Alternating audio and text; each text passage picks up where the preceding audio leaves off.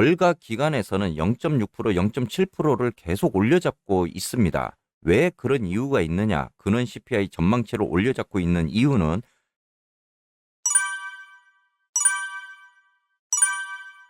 왔다 마시지 우리가 시다바리가 진짜 쓰다기 네가 위로 좀 가라 위로 좀. 반갑습니다. 짜양입니다. 자, 이제 우리가 내일 가장 중요한 날이 된 것 같습니다. 내일 5월 근원 소비자 물가지수 CPI 그리고 소비자 물가지수 CPI가 발표가 됩니다. 자, 그런데 예측가가 지금 0.5%인데 월가 기간에서는 0.6%, 0.7%를 계속 올려잡고 있습니다. 왜 그런 이유가 있느냐? 근원 CPI 전망치를 올려잡고 있는 이유는 자, 지난번에 주택 가격이 급등을 하면서 주거 비용이 계속 상승을 하고 있다는 점입니다. 자, 주거 비용이 근원 CPI에서 가장 큰 품목 중에 하나이고 또 주거비라는 것이 한번 오르기 시작하면은 웬만해서는 떨어지지 않는 점이 시장에서는 부담적으로 이렇게 볼 수밖에 없는 그런 상황입니다. 자, 먼저 근원 소비자 물가 지수부터 예측을 한번 해보도록 하겠습니다.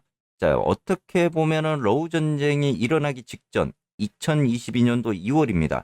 이때 당시에 근원 소비자 물가 지수가 발표치가 0.6%였습니다. 예측가는 0.5였는데 0.1%만큼 상승을 했던 시기죠. 그 이후로 좀 더 하락적인 이런 부분이 나왔다가 이번에 지금 0.6%까지 다시 상승을 했습니다. 어떻게 보면은 러우 전쟁 시작되기 직전으로 다시 올라갔다. 이렇게 볼 수 있는 거고 이번에 발표될 예측가는 지금 0.5%입니다. 이전보다는 0.1% 정도 하향 조정될 것이다라고 이렇게 보고 있는데 과연 거기에 부합되는 그런 결과가 나올지도 봐야 될 것 같아요.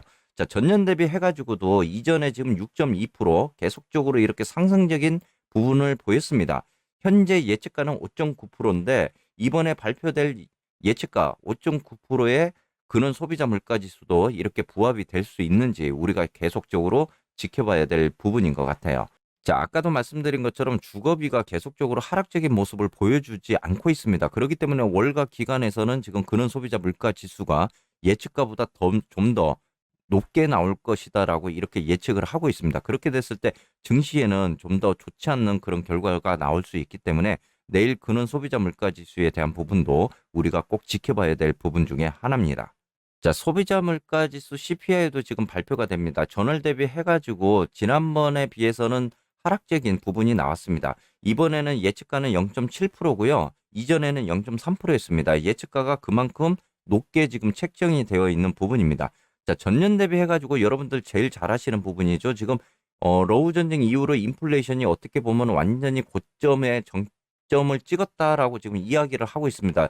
이 구간을 보았을 때 피크 아웃이냐 아니냐가 지금 논란이 되고 있는 부분이 바로 지난번에 8.3%가 이렇게 나왔습니다. 그러면은 지금 0.2% 정도가 빠져나오는 이런 부분인데 제가 라이브에서도 몇 번 이야기했던 게 과연 이게 인플레이션의 정점이 될 수 있는지 그리고 정체기를 통해서 잠시 머무르고 있는 것인지를 보기 위해서는 이번에 발표되는 CPI를 봐야 된다라고 이렇게 이야기를 드렸죠. 그렇기 때문에 예측가가 지금 8.3%입니다. 이번에 발표되는 CPI가 8.3보다 부합이 되든지 또는 조금이라도 하락적인 부분 8.2라도 이렇게 나오게 되면은 증시에는 엄청난 호재가 될 가능성이 있고 그로 인해서 단기적으로라도 랠리를 보여줄 가능성이 있다. 그렇게 됐을 때 시장이 한 번 더 돌아서는 그런 부분이 나올 겁니다. 그렇기 때문에 지금 모든 눈이 소비자 물가지수 CPI에 이렇게 보고 있다. 이렇게 우리가 봐야 될 것 같아요.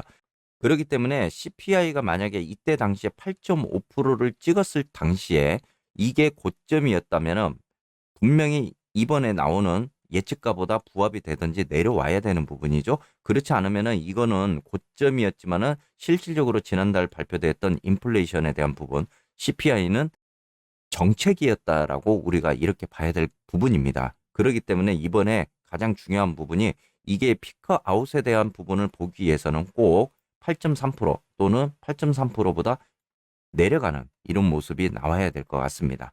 자, 아무쪼록 굉장히 좀 힘든 시간이거든요, 지금. 어제도 속설이 굉장히 좀 좋지 않는 시장이었습니다. 그 이유 중에 하나가 인텔도 마찬가지로 지금 타겟처럼 이렇게 가이던스를 다시 한번 하향 조정하는 그런 이야기가 나왔었죠. 여기에서 인텔도 마찬가지로 공급망 문제와 함께 유통사들의 재고량 축소가 어떻게 보면 가이던스에 부정적으로 나타나고 있는 부분입니다. 그러기 때문에 어떻게 보면은 지금 쏙술도 반도체주들이 이렇게 힘을 못 쓰고 있다. 이렇게 봐야 되는 부분이죠.